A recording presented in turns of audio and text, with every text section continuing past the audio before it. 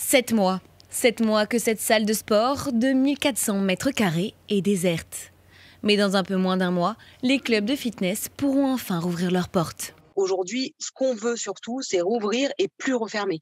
C'est-à-dire que, que les choses rentrent dans l'ordre, qu'on reprenne une vie plus ou moins normale, même si c'est avec le masque, avec la vaccination, peu importe, mais qu'on ouvre une fois pour toutes. Pas qu'on ouvre pour refermer. Parce que c'est pareil, si on ouvre cet été, qu'en septembre on nous dit fermer, nous c'est plus compliqué de pouvoir tenir debout, on va dire.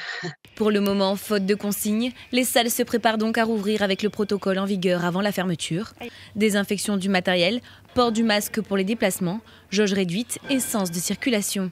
Mais l'inquiétude plane sur des restrictions supplémentaires qui pourraient être annoncées au dernier moment. Ce qui nous inquiète, c'est que le protocole change effectivement à 2 jours ou 3 jours de l'ouverture.